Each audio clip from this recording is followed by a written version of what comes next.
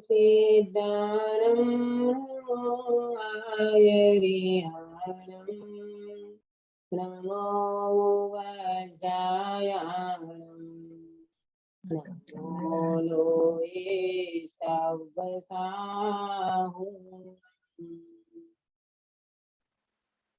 मैंने ग्रुप पे मंगलाचरण भेजा है, वो मंगलाचरण अभी अपन सब साथ में करेंगे और उसके बाद मंगलाचरण का अर्थ करेंगे। इसके बाद हम क्रमबद्ध पर्याय की चर्चा आज से शुरू करेंगे। ठीक है, मंगलाचरण है अभय जी, आदरणीय अभय जी पंडित साहब जो यहाँ देवलाली में विराजमान है, उन्होंने ये मंगलाचरण बनाया है।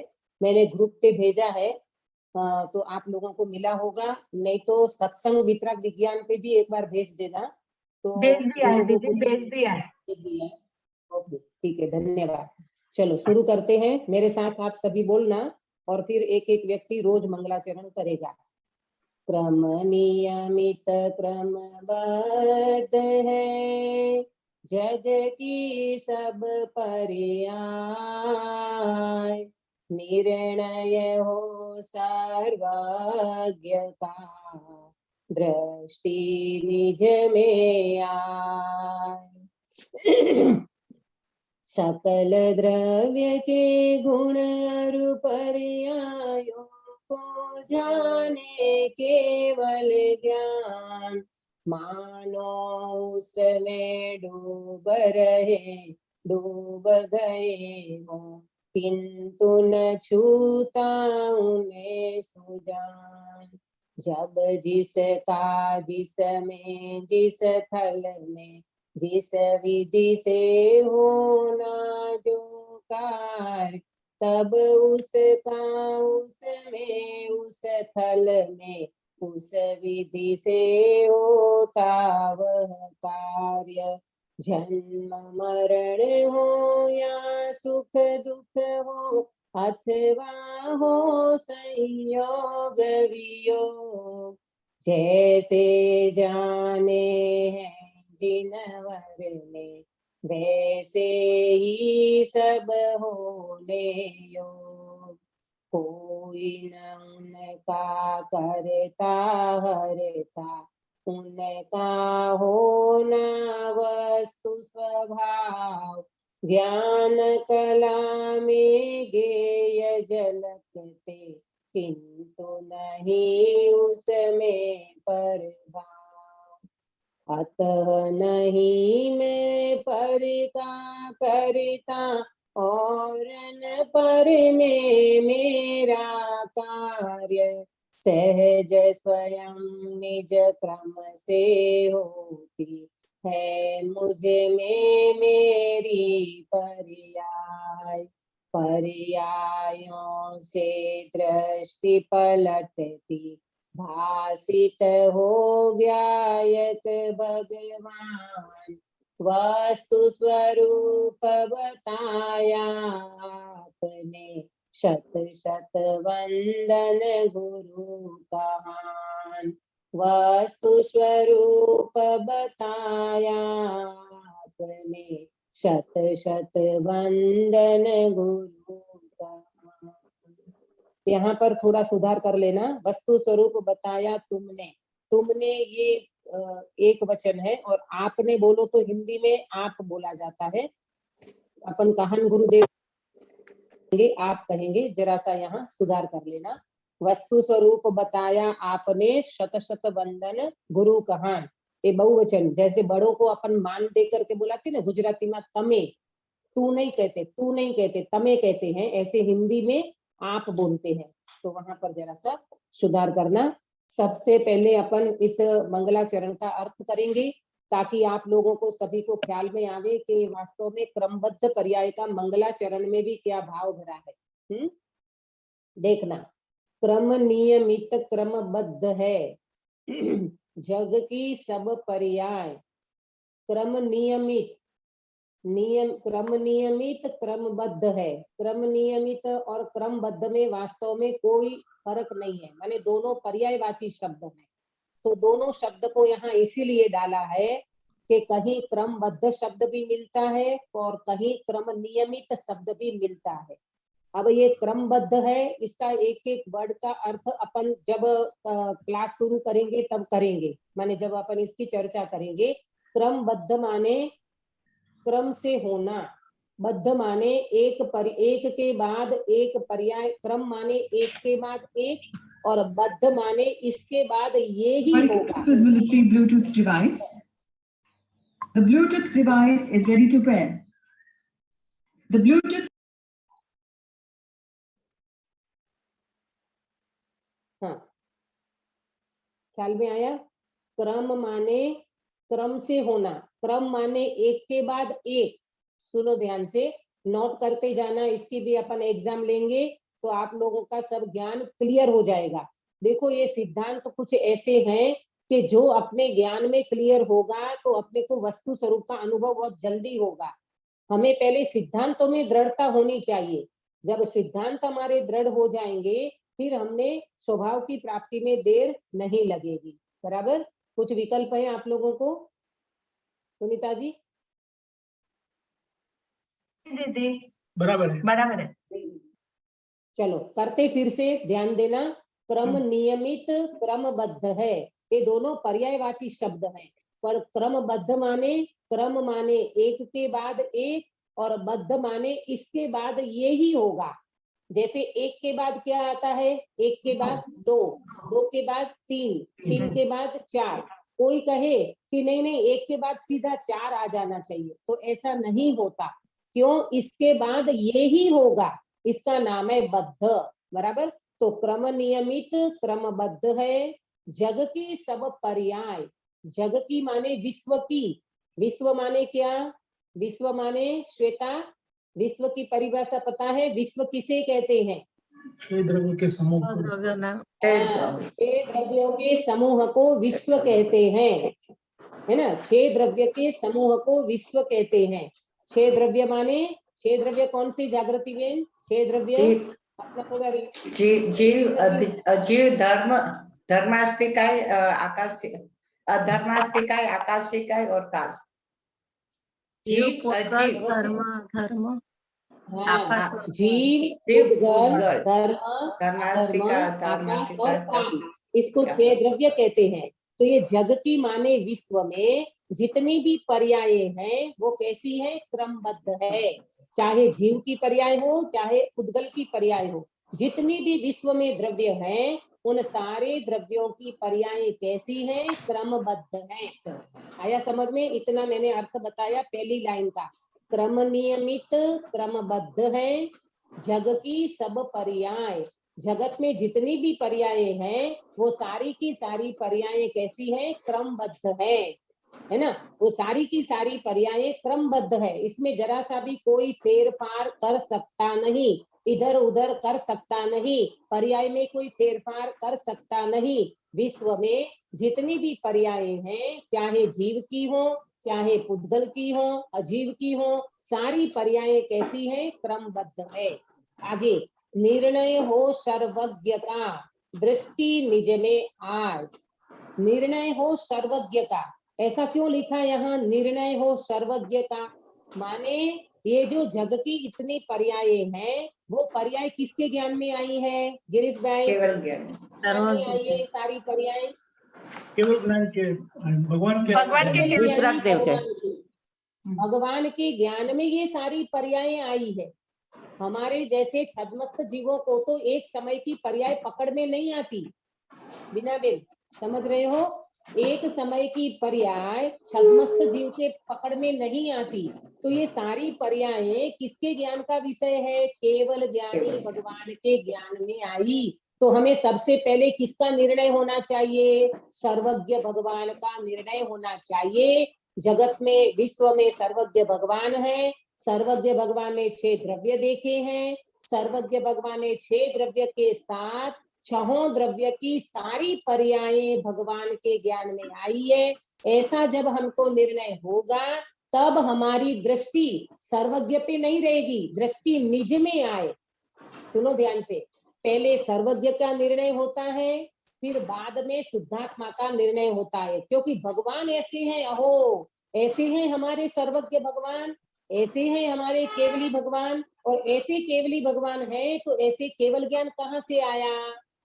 केवल ज्ञान कहाँ से आया? आत्मा में से, अपने आत्मा से। बराबर। आत्मा में से केवल ज्ञान आया तो भगवान के ऊपर दृष्टि हटती है और अपने ज्ञान स्वभावी भगवान आत्मा पे दृष्टि चली जाती है। अहो प्रभु, मैं भी ऐसा केवल ज्ञान स्वरूपी आत्मा हूँ, तो अपने स्वभाव की ओर दृष्टि चली जाती है।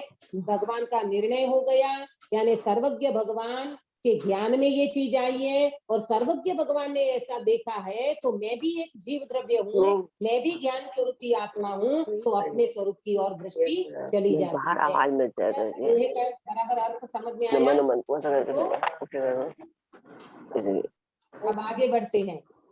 वीर छंद में है ये, सकल द्रव्य के गुण अरु पर्यायों को जाने केवल ज्ञान, मानो उसमें डूब गए हो किंतु न छूता उन्हें सुजान।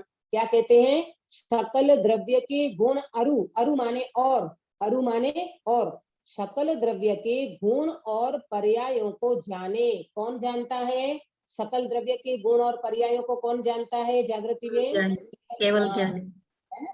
केवल ज्ञान केवल जानता ज्ञान। है। तो केवल ज्ञान जानता है तो क्या हो गया उसमें? मानो उसमें डूब गए हो किंतु न छूटा उन्हें सुजान। केवल ज्ञान में सारे विश्व की पर्यायें ऐसी डूब गई है, यानी केवल ज्ञान में ऐसा डूब गया है पूरा विश्व, पूरे विश्व की पर्यायें। ये है ना अलंकारिक भाषा है। डूब गए हैं माने उस केवल ज्ञान में वो डूबे पड़े हैं, ऐसा नहीं, एक अलंकारिक भाषा है। मानो उसमें डूब गए हो किंतु न छूटा उन्हें सुजान। जैसे जैसे कमलिनी पत्र, सुनना ध्यान से, दृष्टांत देती हूँ। कमलिनी पत्र पानी में डूबता है, बराबर। कमलिनी पत्र पानी में डूबता है। समय सार की 14 नंबर की गाथा, 14 नंबर की गाथा में दृष्टांत आया कि कमलिनी पत्र जैसे पानी में डूबता है, परंतु वो पानी को बिल्कुल छूता नहीं है।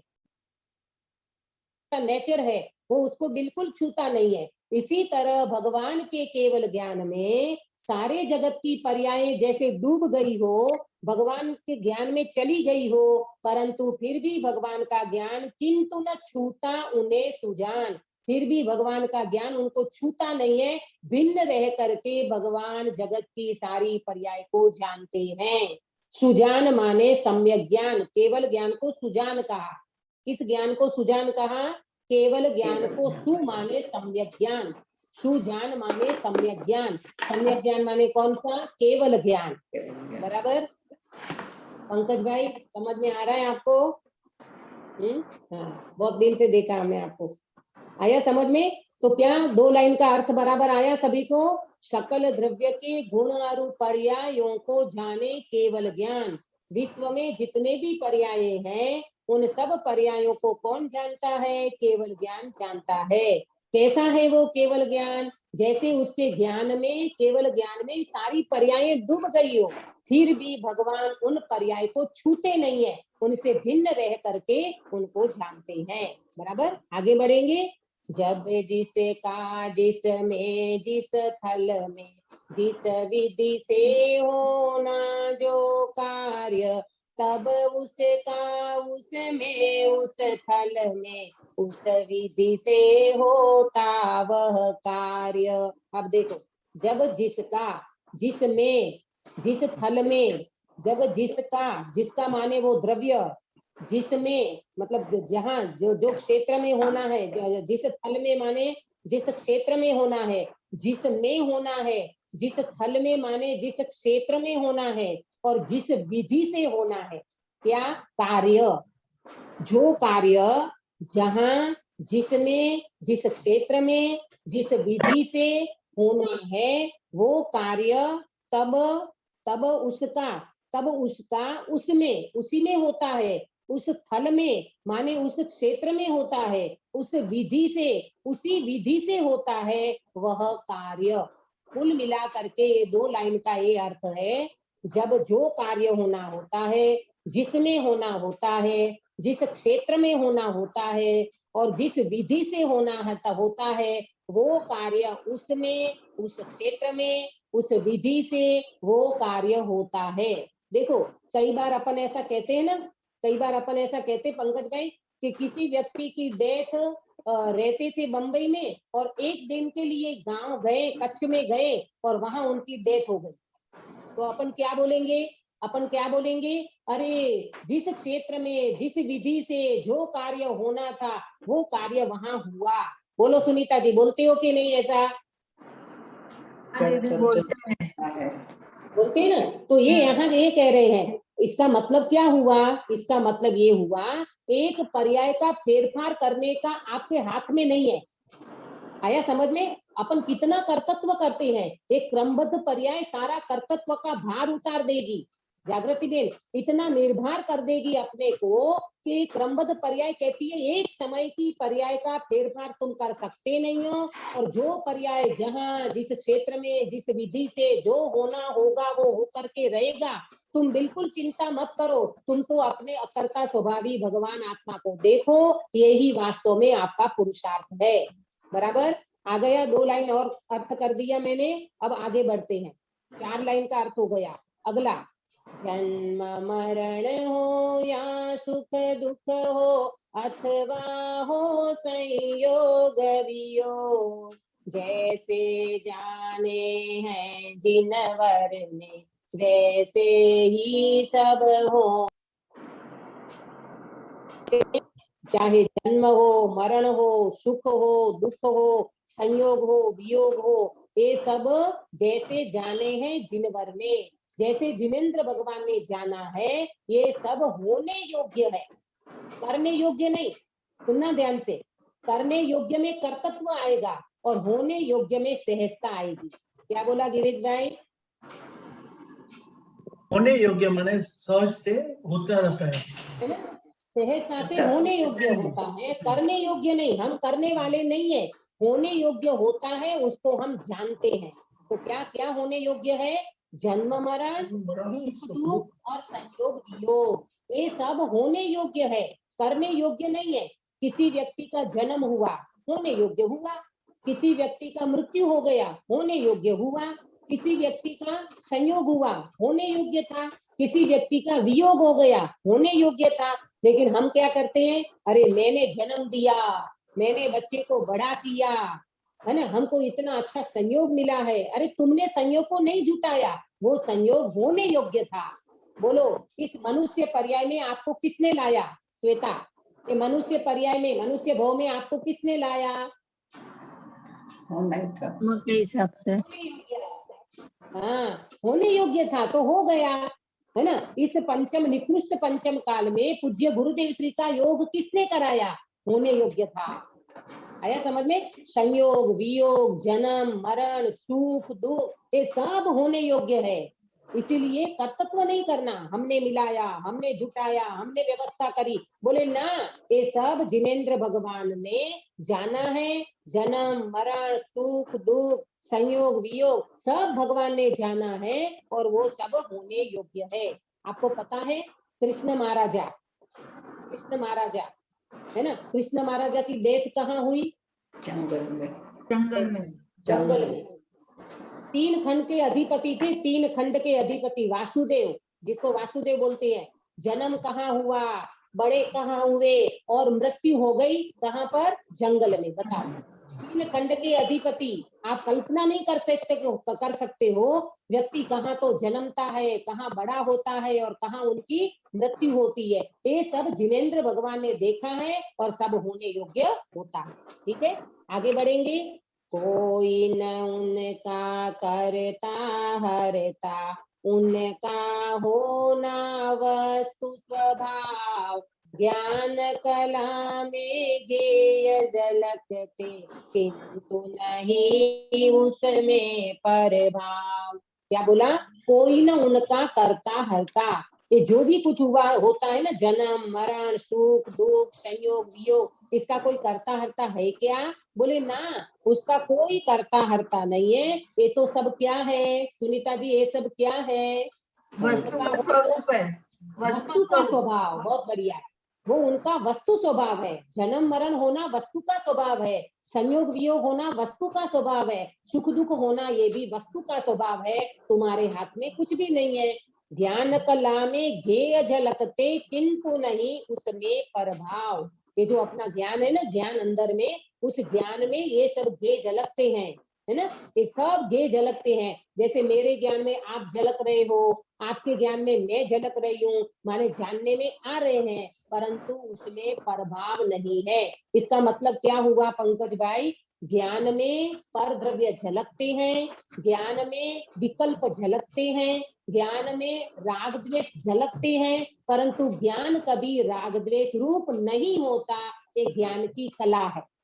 आया समझ में? ये ज्ञान की कला है। और हम क्या मान लेते हैं? मैं रागी हो गया, राग हुआ, राग झलका तो मैं रागी हो गया, क्रोध झलका तो मैं क्रोधी हो गया। लेकिन कभी भी ज्ञान क्रोधी होता नहीं है, ज्ञान रागी होता नहीं है। ये तो सब उनकी ज्ञान में सब झलकते हैं, ऐसा वस्तु का स्वभाव है। बराबर? ये हो गया क्लियर। अब अंतिम दोहा ध्यान से सुनना। अतः नहीं पर में, अतः नहीं मैं पर का करता, और न पर में मेरा कार्य, सहज स्वयं निज क्रम से होती है मुझ में मेरी पर्याय। अब बहुत सुंदर तरह से उन्हें अकर्ता भाव दिखाया। क्या कहते हैं पंडित जी? देखो, अतः नहीं मैं पर का करता। सब जिनेंद्र भगवान ने अपने ज्ञान में देखे हैं और सब होने योग्य होता है, तो मैं पर का करता कैसे हो सकता हूँ? जागृति बेन, नहीं हो सकता ना। अतः नहीं मैं पर का करता, इसीलिए हे भगवान मैं पर का करता नहीं हूँ, और न पर में मेरा कार्य, और मेरा कार्य कोई पर नहीं कर देता। मैं पर का करता नहीं हूँ और पर का कार्य भी मैं नहीं कर सकता। बराबर? और पर द्रव्य भी मेरा करता नहीं है और वो मेरा कार्य नहीं कर सकता। बराबर? तो कर्ता कर्म किस, आपको एक सिद्धांत बताया था मैंने, जब अपन जैन सिद्धांत प्रवेशिका मैंने पढ़ाया, निमित्त उपादान पढ़ाया, तब ये बात बताई थी। कोई बताएगा कर्ता कर्म कितने द्रव्य में होता है और एक निमित्त द्रव्य में। नैमित्तिक संबंध कितने द्रव्य में होता है? निमित्त नैमित्तिक 2 द्रव्य में होता है और कर्ता कर्म एक ही द्रव्य में होता है। बहुत बढ़िया। ये देखो, ये पढ़ाई का, ये पढ़ा है ना, तो आज याद है। हाँ सही बात है, कर्ता कर्म एक ही द्रव्य में होता है, 2 द्रव्य के बीच में कभी भी कर्ता कर्म नहीं होता, और निमित्त नैमित्तिक संबंध 2 द्रव्य के पर्याय के बीच में होता है। तो अब समझे अपन कि मैं मेरा करता हूँ और मेरा कार्य मेरे लिए हो रहा है, आप अपने करता हो और आपका कार्य आप में हो रहा है। बोलो, मैं करता हूँ माने मैं ज्ञान स्वभावी आत्मा हूँ। बराबर? तो मेरा कार्य क्या? मेरा कार्य क्या? जानना। पंकज जानना मेरा देखना। कार्य क्या है? जानना देखना। जानना। जानना जानना देखना। बराबर? जानना देखना आपका कार्य है, और आप करता हो माने ज्ञान स्वभावी आत्मा, और जानना मेरा कार्य है। बराबर? तो हम अपने अपने जानने का तो कार्य कर सकते हैं, परंतु न मैं पर करता हो सकता पर का, और न पर का कार्य मैं कर सकता। इसी तरह पर द्रव्य भी मेरा करता नहीं है और पर द्रव्य मेरा कार्य नहीं कर सकता। तो बोलो गिरीश भाई, सम्यक दर्शन तो महावीर भगवान आपको दे सकते हैं? सम्यक दर्शन नहीं दे सकते हैं। नहीं दे क्यों? सकते, मैं मेरा ही करता हूँ। दूसरे का करता कर नहीं सकते। दर्शन के बिल्कुल। सब हाँ, स्वयं करते हैं। महावीर भगवान मेरे सम्यक दर्शन रूपी कार्य का कर्ता नहीं हो सकते, क्योंकि मेरा कर्ता तो मैं हूँ ना, मेरा कार्य मैं करूंगा। मालूम, गुरुदेव श्री इसके लिए बहुत बातें बताते हैं। आप उनकी सीढ़ी सुनना, जब कर्ता कर्म की वो बात करेंगे तो इतना बताते हैं, अरे भैया जो पर द्रव्य तुम्हारा काम करे तो उस समय तुम क्या करोगे? तुम क्या करोगे? इसका मतलब तुम खाली बैठे रहोगे? तुम खाली बैठे रहोगे? खाली तो कोई द्रव्य बैठता ही नहीं है। हर द्रव्य हर समय अपना कार्य करता ही करता है, चाहे जीव हो, चाहे पुद्गल, चाहे क्षय द्रव्य, सब अपना अपना कार्य करते हैं। अच्छा, कौन बताएगा मुझे हर द्रव्य हर समय में अपना कार्य करता है, ऐसा क्यों? अंकित भैया है क्या? अंकित भैया नहीं दिख रहे है अंकित भैया, हाँ हाँ। आप आंसर दे सकते हो बेटा? हर द्रव्य अपना कार्य हर समय में क्यों करते हैं? वजह क्या है उसका? वो बस होता है, उसकी कोई परिणमन वजह स्वभाव नहीं, वो परिणमन पर्याय के जैसे होती है तो हाँ, उस बहुत हिसाब से बढ़िया। होते रहता है। ये जवाब आना था जो आपने दे दिया। हर द्रव्य उत्पाद व्यय ध्रुव सहित है, द्रव्य गुण पर्याय सहित है, तो द्रव्य होगा तो उसके गुण भी होंगे, और गुण होगा तो उसकी पर्याय होगी। पर्याय माने कार्य, पर्याय माने परिणमन, पर्याय माने कार्य, दशा, हालत, ये सबको पर्याय कहते हैं। तो द्रव्य होता है, द्रव्य के गुण होते हैं, गुण की पर्याय होती है, तो हर समय द्रव्य है तो द्रव्य के गुण भी है, और गुण है तो उसका परिणमन भी होगा ही होगा, है ना। हाँ, प्रयोजनभूत क्रिया सब द्रव्य में होती रहती है। द्रव्यत्व गुण में भी आया था ना, हर समय द्रव्य अपने द्रव्यत्व गुण से कार्य करता रहता है, बदलता रहता है। तो क्या बात आई इसमें कि पर का कर्ता मैं नहीं हूँ, पर का कार्य मैं कर सकता नहीं हूँ, पर द्रव्य अपना करता है और अपना कार्य करता है। मैं अपना करता हूँ, मैं अपना करता हूँ, और मैं मेरा कार्य करता हूँ। अपना कार्य क्या? जानना देखना, जानना देखना मेरा कार्य है। आगे क्या बताया? सहज स्वयं निज क्रम से होती, ये सारी की सारी व्यवस्था सहज है, स्वयं में होती है, क्रम से होती है। कौन? मुझ में मेरी पर्याय, ये सारी पर्याय सहज है, स्वयं होती है, क्रम से होती है, और मेरे में मेरी पर्याय होती रहती है। मेरी पर्याय को भी कोई फेर बदल कर सकता नहीं है। अब अंतिम, पर्यायों से दृष्टि पलटती, भासित हो ज्ञायत भगवान, वस्तु स्वरूप बताया आपने, शत शत वंदन गुरु कहान। वस्तु स्वरूप बताया आपने, शत शत वंदन गुरु कहान। क्या कहते हैं? पर्यायों से दृष्टि पलटती। देखो, सुनना ध्यान से जागृति में, जब ये पर्याय सहज है, स्वयं से होती है, क्रम से होती है, कोई करने वाला नहीं है, तो ये पर्याय पर दृष्टि नहीं रहती। पर्यायों से दृष्टि पलटती, भासित हो ज्ञायक भगवान, पर्याय पर से दृष्टि हट जाती है और अपने भासित हो ज्ञायक भगवान माने भासता है, अनुभव में आता है। कौन? ज्ञायक भगवान, चैतन्य भगवान, शुद्धात्मा। ख्याल में आया? जब पर्यायों पर से दृष्टि हट जाती है, पर्यायों से दृष्टि क्यों हटी बीना बेन? पर्यायों से दृष्टि क्यों हटी? पर्याय सहज होती है, स्वयं में होती है, क्रम से होती है, मैं उनका करने धरने वाला नहीं हूँ। ऐसी जब दृष्टि मतलब पर्याय से दृष्टि हटी और दृष्टि कहाँ चली गई? अपने ज्ञायक भगवान में, अपने सहज शुद्धात्मा में। और जब सहज शुद्धात्मा में दृष्टि चली गई तो वो जीव धन्य हो गया। तो किसको वंदन किया? वस्तु स्वरूप किसने बताया? पूज्य गुरुदेव श्री कानजी स्वामी। अभी वर्तमान की बात है, जिन्होंने ये क्रमबद्ध का शंखनाद फूका है।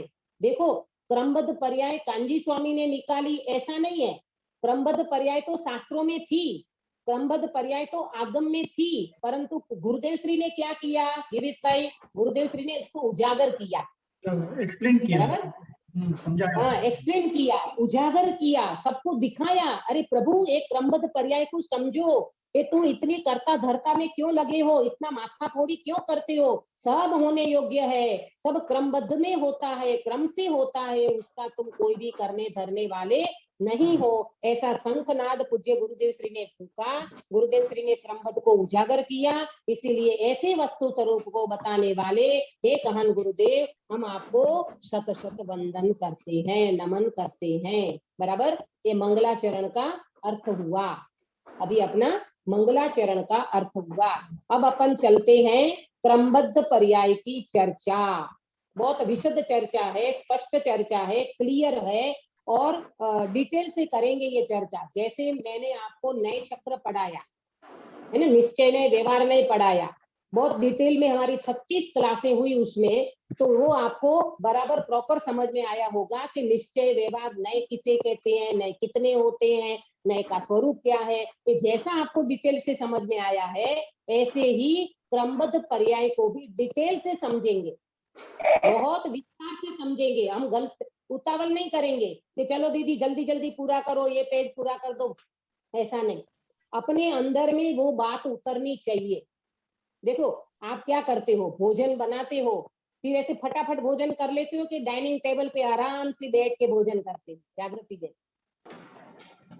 आराम से करते हैं। है ना? ऐसा थोड़ी है जल्दी जल्दी खा के निपट जाओ, नहीं, आराम से बैठो, पंखा चालू करो, एसी चालू करो, अब आराम से भोजन करो। इसी तरह ये चर्चाएं आराम से होती है, ऐसे जल्दी जल्दी में नहीं होगी। इसको मैं इतने अच्छी तरह से, मैं तो क्या समझाऊं, ये तो गुरुदेव श्री सर्वज्ञ भगवान उनकी देन है, हमारे तो बस की नहीं है, ये तो उन्होंने लिखा है, हम आपको बता रहे हैं, बराबर। तो अपन एक क्रमबद्ध पर्याय की चर्चा करते हैं, आप नोट करना, इसकी भी एग्जाम होगी।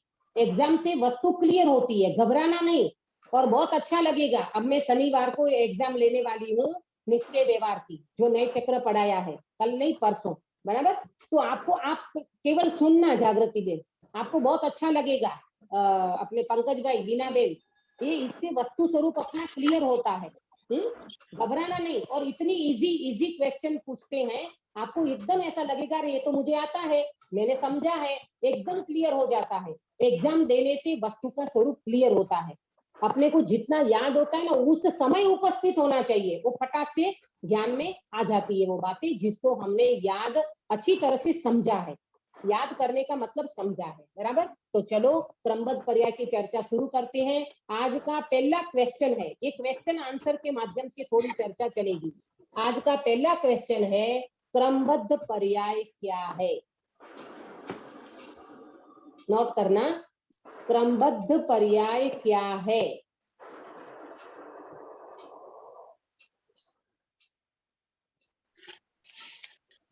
क्रमबद्ध पर्याय द्रव्य है, गुण है कि पर्याय है?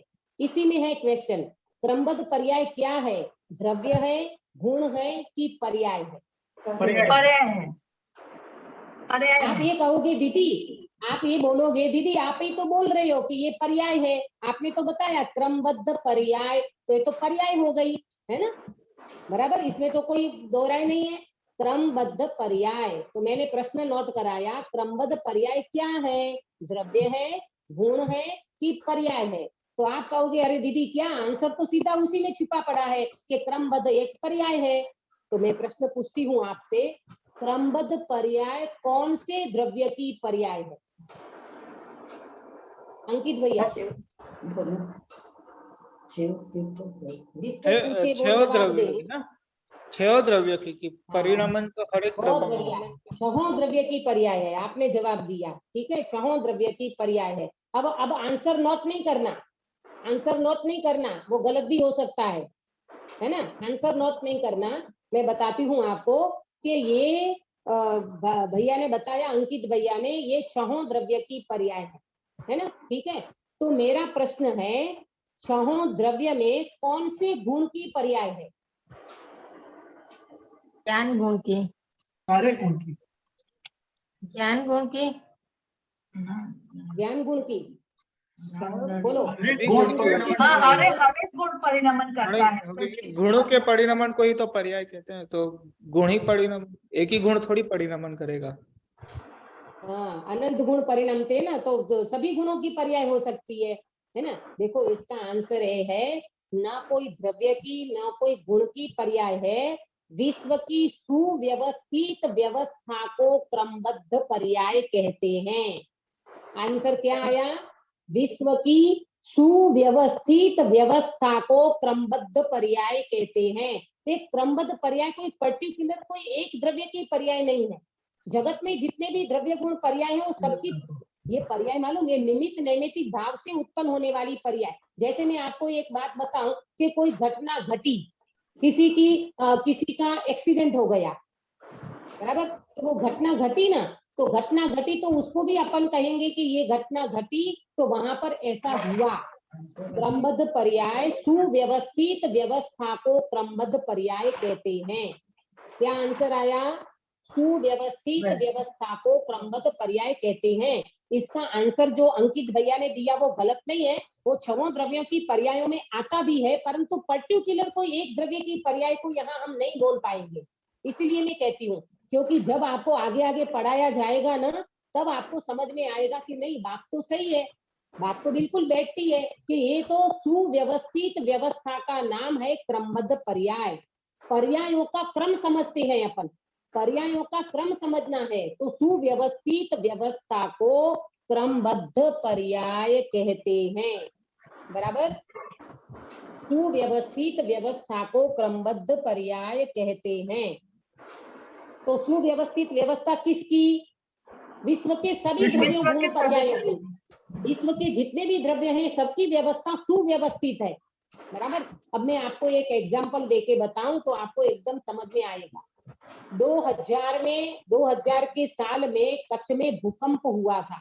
सबको याद है 2000 की साल में कच्छ में भूकंप हुआ था। बोलो, वो व्यवस्थित था कि अव्यवस्थित? स्थिर था। व्यवस्थित था। जो होता है वो सब व्यवस्थित बोलती है व्यवस्थित था।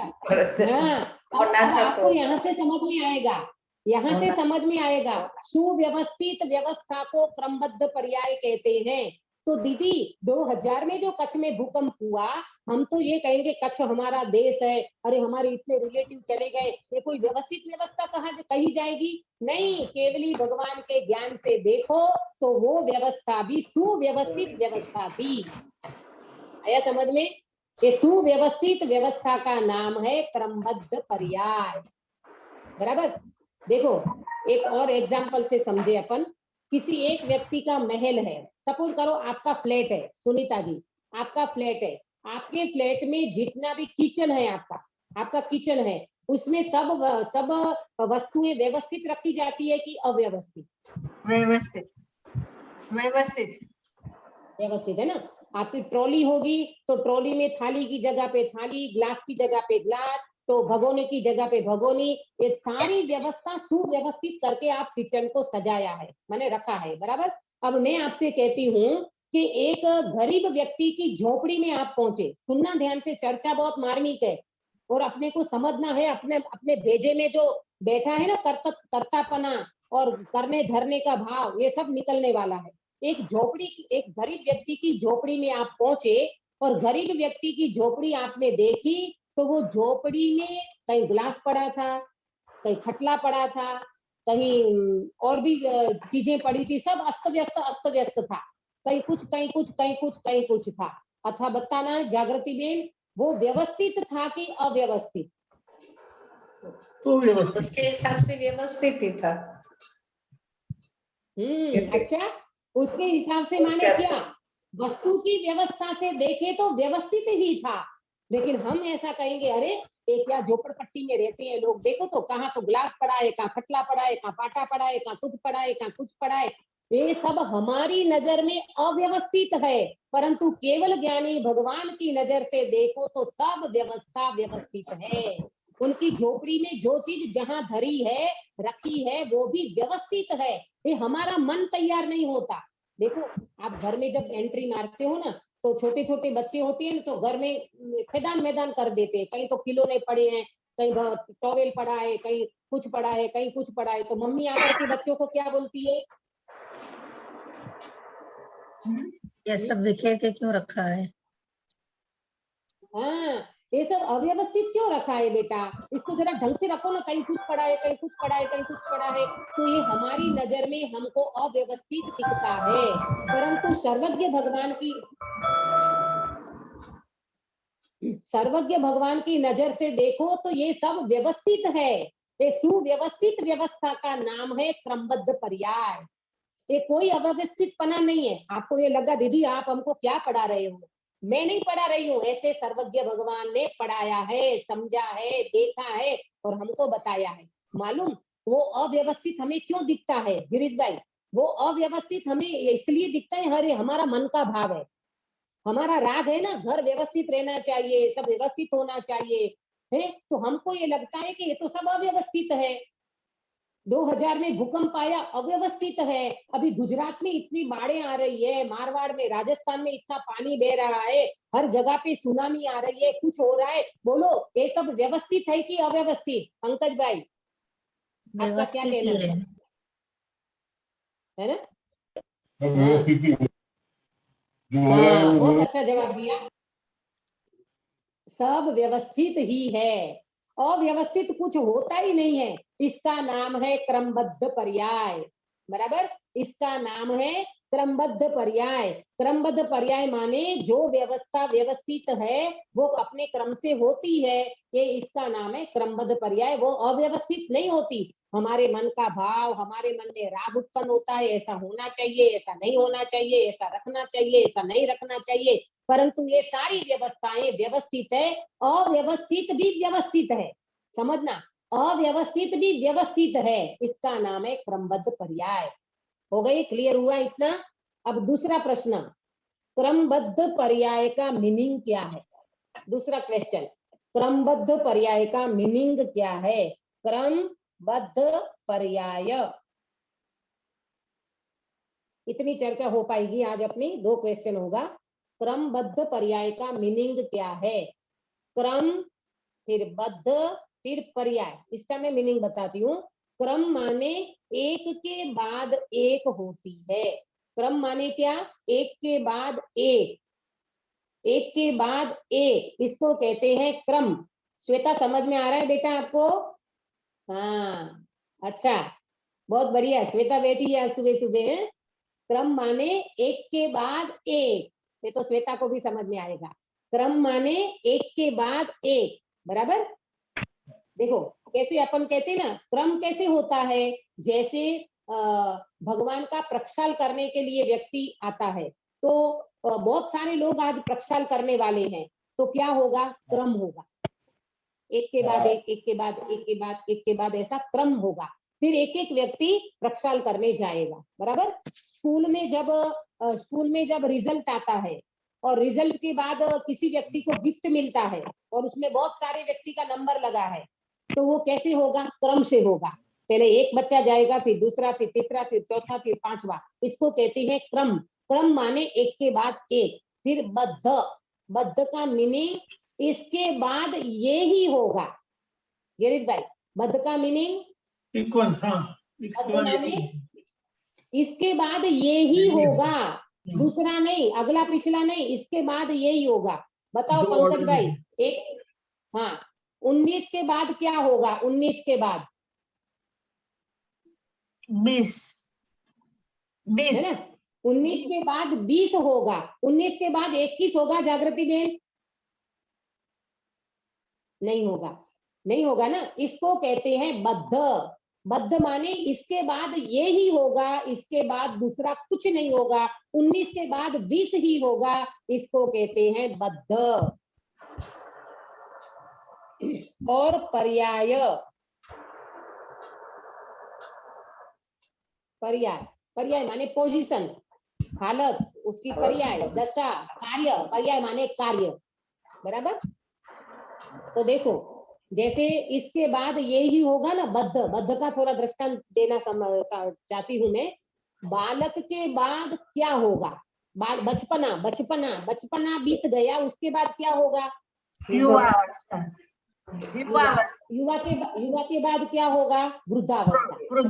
पहले बाल्यावस्था, फिर युवावस्था, फिर वृद्धावस्था। ऐसा नहीं हो सकता पहले वृद्धावस्था, फिर युवावस्था, फिर बाल्यावस्था, नहीं, ऐसा नहीं होगा। इसको कहते हैं इसके बाद यही होगा।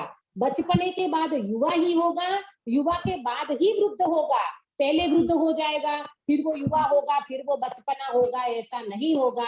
इसका नाम है बद्ध। इसके बाद ये ही होगा, बचपने के बाद युवा ही होगा, युवा के बाद वृद्ध ही होगा, इसको कहते हैं बद्ध।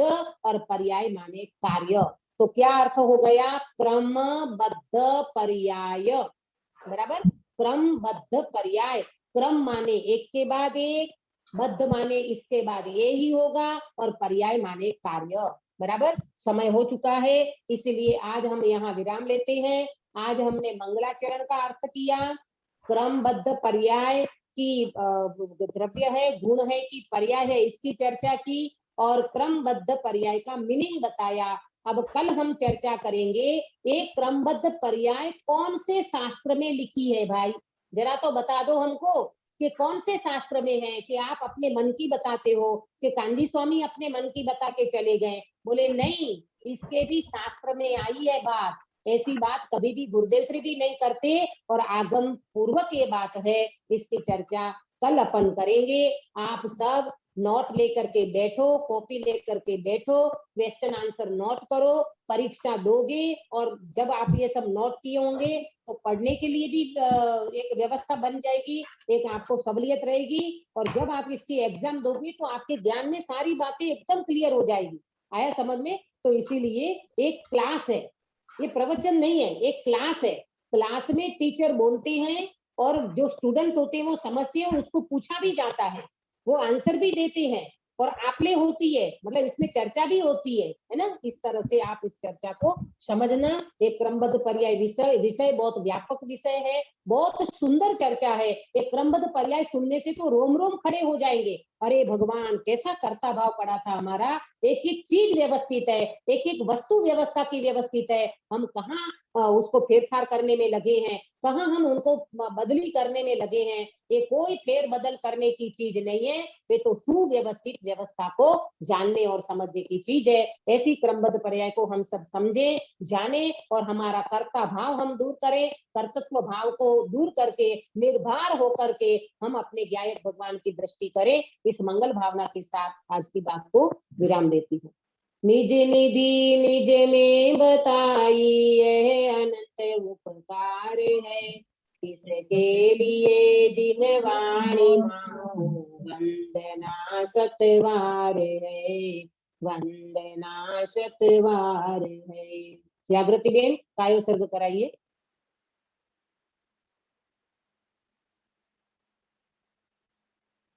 म्यूट कीजिए जागृति बहन।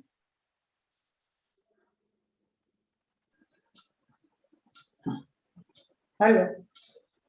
नमो अरियंताणम, नमो सिद्धाणम, नमो आयर्याणम, नमो वज्राणम, नमो लोये सब सावनम, एस पंच नमो कारो सब पवपणास। नमो अरियंता, एक मिनट। नमो अरियंताणम, नमो सिद्धाणम, नमो आयर्याणम, नमो वज्राणम, नमो लोये सब सावनम। नमो अरियंताणम, नमो सिद्धाणम, नमो आयर्याणम, नमो वज्राणम, नमो लोये सब सावनम। नमो अरियंताणम, नमो सिद्धाणम, नमो आयर्याणम, नमो वज्राणम, नमो लोये सब सावनम। नमो अरियंताणम, नमो सिद्धाणम, नमो आयर्याणम, नमो वज्राणम, नमो लोये सब सावनम। नमो अरियंताणम, नमो सिद्धाणम, नमो आयर्याणम, नमो वज्राणम, नमो लोये सब सावनम। नमो अरियंताणम, नमो सिद्धाणम, नमो आयर्याणम, नमो वज्राणम, नमो लोये सब सावनम। नमो अरियंताणम, नमो सिद्धाणम, नमो आयर्याणम, नमो वज्राणम, नमो लोये सब सावनम। नमो अरियंताणम, नमो सिद्धाणम, नमो आयर्याणम, नमो वज्राणम, नमो लोये सब सावनम। नमो अरियंताणम, नमो सिद्धाणम, नमो आयर्याणम, नमो वज्राणम, नमो लोये सब सावनम। एष पंच नमोकारो सब पावपणासनो मंगलां च सवेसिं पटमं वै मंगलम। जय जिनेन्द्र। बोलो बोलो अंतर्मुख मुद्राधारी सर्वजिनेन्द्र भगवान की जय जय हो। हो। नित्य बोधिनी द्वादशांगी जिनवाणी माता की जय हो। कीर्तन 9 करोड़ सर्वे वितरागी महामुनि राजों की जय हो। परम निवेशामय वितरागी जैन धर्म की जय हो। सभी को जय जिनेन्द्र। जय अच्छा, जिनेन्द्र। परसों जो एग्जाम लेने वाली हूँ मैं, उसमें कौन कौन हाजिर रहने वाले हैं? जैसे पिछले टाइम